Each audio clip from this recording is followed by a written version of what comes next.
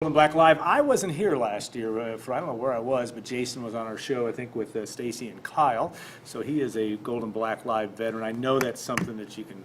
That's a feather in your cap. Yes, you know. yeah, You know, exactly. This is like a 20-minute respite of I think the fastest moving man in sports business, and this is Jason Butikofer, Purdue's Deputy Athletic Director, who has been here. I want to say July the 25th-ish, was that right? Yeah, July 17th. July 17th. Close, you're a week off. 97, or not 97, 2017. A lot has gone on there, but you know, you've grown accustomed or grown used to this community, and I think I may have asked you this in interviews past, but now that you've been here a year and a month, I mean, what's the fabric of this? What do you see as what is Purdue athletics, or what? I mean, from a fan base standpoint, what do you see? You know, I think we stepped into an environment here last July with Coach Brom, and a lot of positive momentum. Or I guess the initial stages of a lot of positive activity, and really I sensed from starting in July that people were hungry. And the donors that I met, and the fans that I crossed, my neighbors for that matter. You could just sense they were hungry for a winner as it relates to football, and subsequently we're excited for men's basketball and the other seasons on the horizon. But that's probably the biggest, probably the best adjective that I could describe our fan base right now is hungry, and it's been fun to kind of harness that and build momentum, and as the football team program had success and maybe exceeded expectations during certain moments in time last year. There was an opportunity to capitalize on that, and we came through on the marketing and the sales side, and we made some adjustments organizationally and some other adjustments on the creative services side, but ultimately kind of we're prepared for that success and harnessed that momentum, and had the largest increase in the nation in attendance last year in Division I college football, and the list goes on, and I think it's just it's a tribute to our fan base, that they were there, they were ready as well. We were ready, they were ready. So you kind of that mutual readiness has been fun to be a part of. Well, and the key, like you talked about, is success is one thing, being ready for it, and being able to merge the two, of being ready at the same time.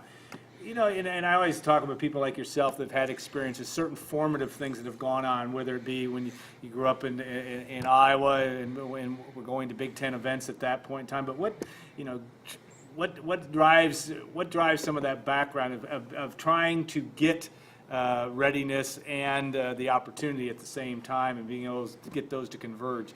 What is coming from your background that really has pulled that together, do you think? I think I was raised a certain way, in a small town farming community in Iowa. My grandfather, I think, as I mentioned last time when I was on this show, was a big influence in my life, and it was really about hard work and accountability, and I think when you merge those two, a lot of times, if you keep your eye on the ball with those two, you can get ahead of the curve, and you can push out in front to the point where, when things happen to you, when you hit some adversity or you see some opportunity, that you've done, the nuts and bolts of it have been put to bed so that you're ready to take on whatever's in front of you. And I really learned that from a young age. And then you look at just the opportunities that I've had, the people that I've worked with or worked for, specifically Tom Davis with the Iowa basketball program as a 19-year-old, 20-year-old.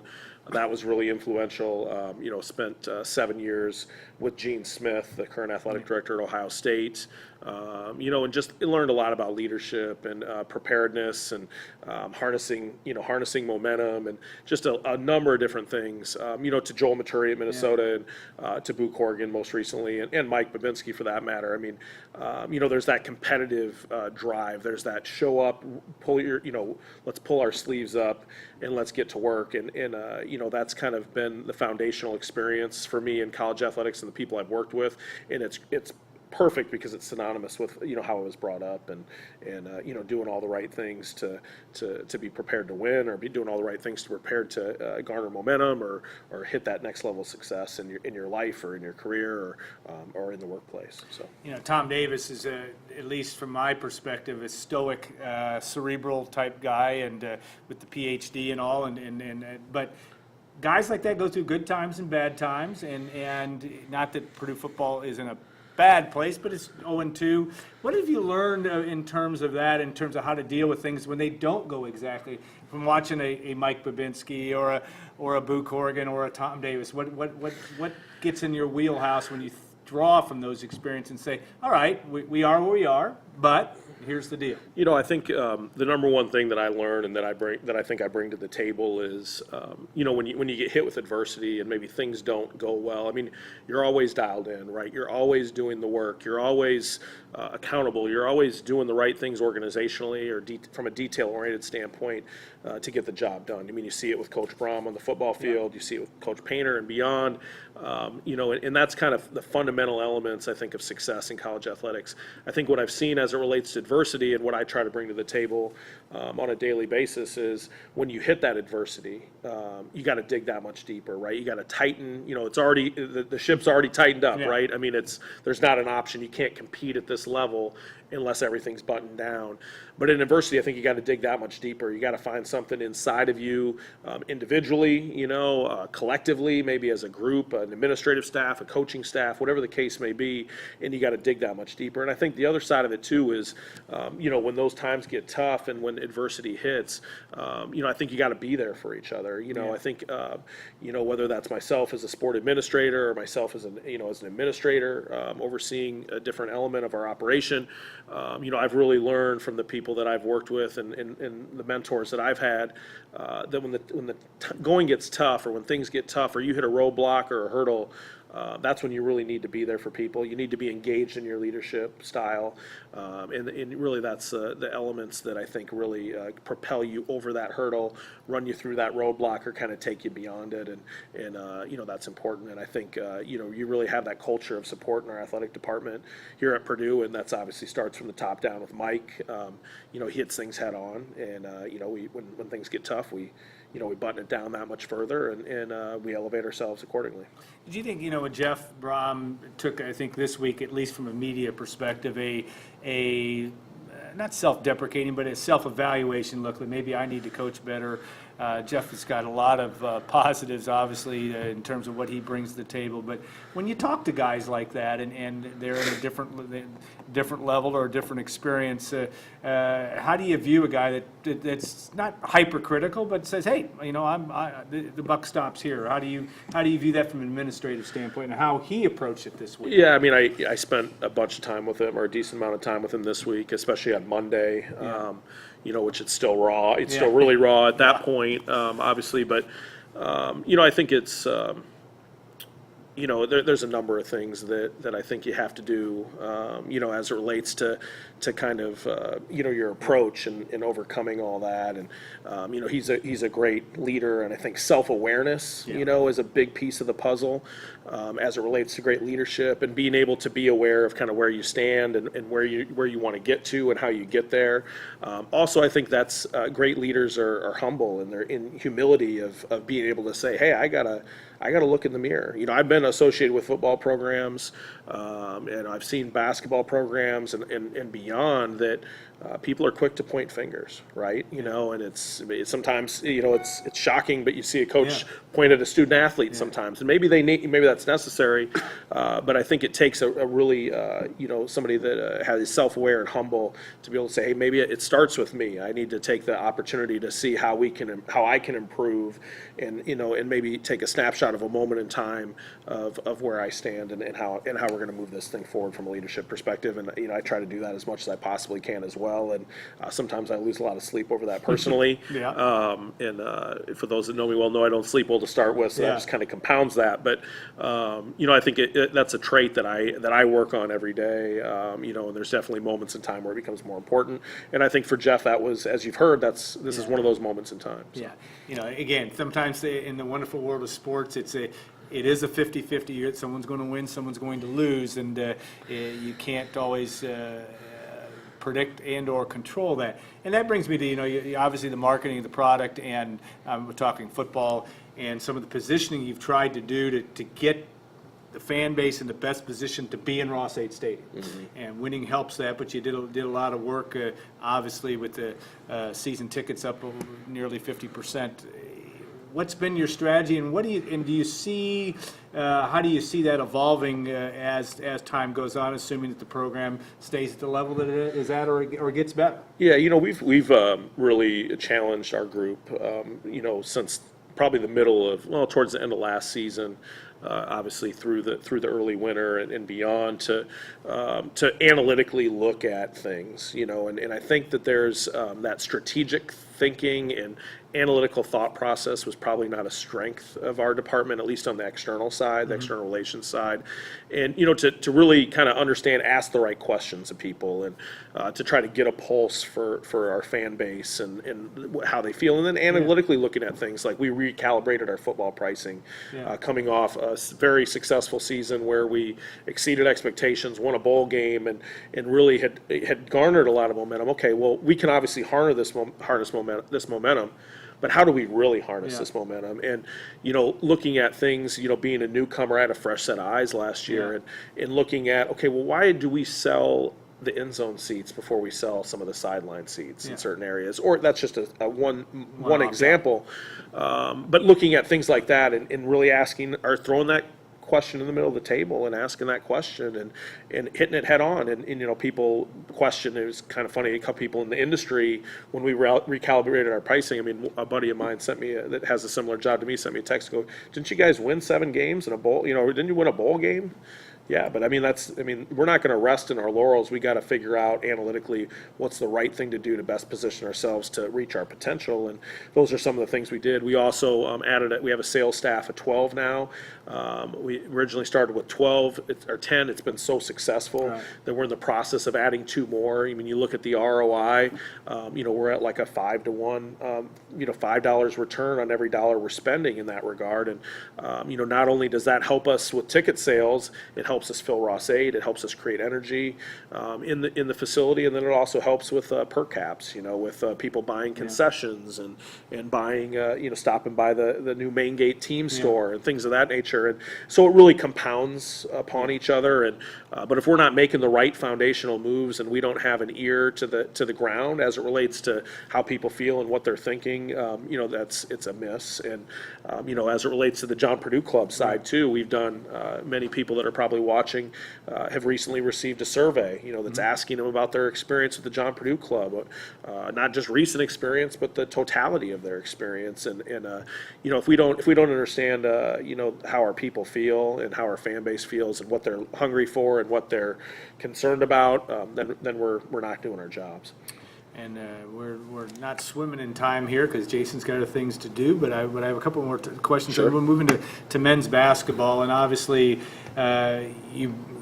some of your background, just even in your college days, obviously with being involved with Iowa basketball. Matt Painter has been established and has done. There's a lot of enthusiasm and excitement in Mackey Arena that almost needs to be bottled up and sent out all over the whole fan base. If you can figure that out, let me know. Yeah, and he's done, but it is certainly unique there. What impresses you about the way that the men's basketball program runs its operation, and is there any difference between the men's basketball fan base and the football fan base, do you think?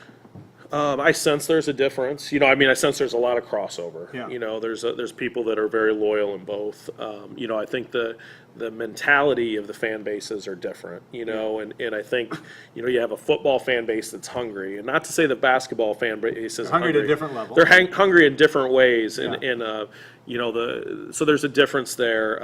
Obviously, as a basketball manager at Iowa and as an administrative staff member at Minnesota, I remember coming to Mackey Arena. I remember exactly what you're saying. That was my impressions, and what I brought to me in my interview process was when I walked in there. It just brought back memories of what a great atmosphere we have. And I had a number of people coming to town to visit me this year during basketball season that were like, whoa, So I think that we have lightning in a bottle there, and people, it's a basketball. Indiana, there's a lot of basketball history and tradition, and Purdue is ripe with it.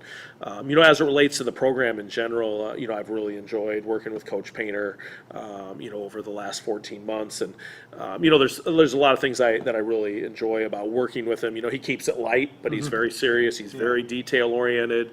He's very analytical, which is a great fit for me because I think about everything Yeah. in analytical terms. And there's a lot of, I see a lot of synergy with how he put pieces together and bolts together the different pieces of the program.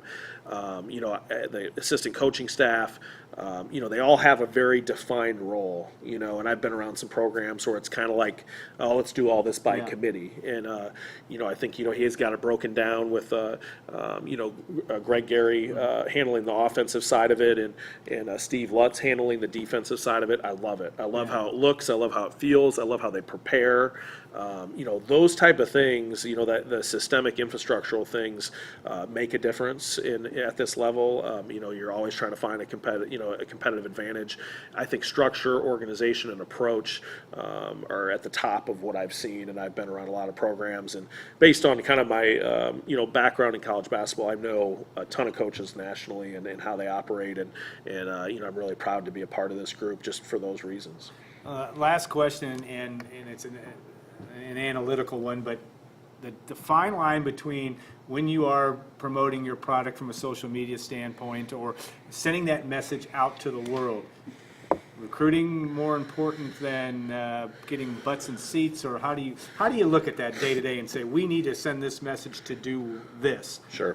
How's that breakdown? I think it's an opportunity that we're working on. We've ramped up our creative services staff, and we've kind of reorganized some ways that things are bolted together.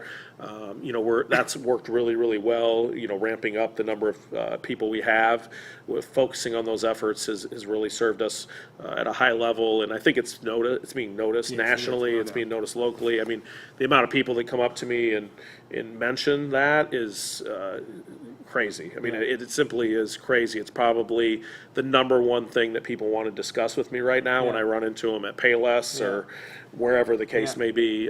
So I know that we're doing some things right. I think that's the next hurdle that we need to overcome, or not overcome, but that we need to walk up to, is the balance of what we're doing. You got recruiting, you have kind of your external related content, and the commercials that maybe we put out. Now, some of the recruits look at that stuff, and it's part of your brand, it's a part of your identity, it's a part of how you're positioning yourself. So to your point, there's some crossover there. But our creative services group is, it has a photography element. It has a video element, graphic design element, digital, social media. I mean, you kind of bolt it all together, and we got to set the priorities for them, and we got to make sure that they're all rowing the same direction. And again, it's kind of merging not only those two elements, but also we need to look at continuing to maintain. Social media is kind of the high. I mean, it's easy to just push everything out via social media and video and content and graphics and all that, and that's probably the wheelhouse of where we're really good right now. But you also need to look at some of the other elements that exist, and how do we communicate to a broad demographic, families, somebody that's retired, and a retiree that lives locally, a retiree that lives in Florida, whatever the case may be. There's so many different buckets of folks that we want to make sure we don't miss. And the retiree that lives in Florida may not be social media centric. So how do we continue to elevate the same quality of messaging, and how do we tell the story to that group, to the different groups? So we're focused on it. We talk a lot about it, but we're not as being an analytics kind of bolted down organization guy. We're not quite at where we need to be honest with you, and it's something that we're going to really work on this fall. There's some things that we've done that I think help. I mean, you've been heavily involved in the Forge magazine, and we wanted to tell our story. It gets sent out broadly to 7,500 John Purdue Club members. You guys did.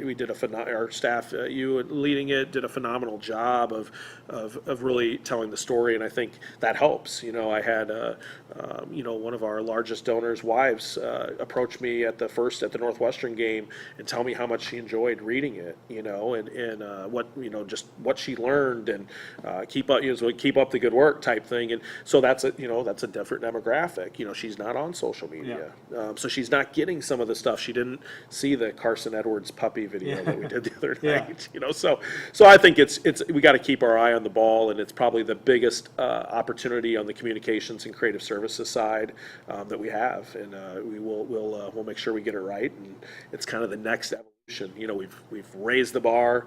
I think we've caught people's attention. Now we got to button down the strategy. All right, you can rest assured, they will be working on it, and they have been, and Jason has been, and staff, a hardworking group on down the line that is also an enjoyable group to work with as well. All right, we will take a 2-minute break and bring on Larry Clisby, who will have another story to tell, and a good one at that, from Tampa, Florida, as he gets ready for the men's basketball season as well. Jason, thanks again so much for your time. Appreciate it. Thanks, We'll Alan. take a 2-minute break and be back on Golden Black Live.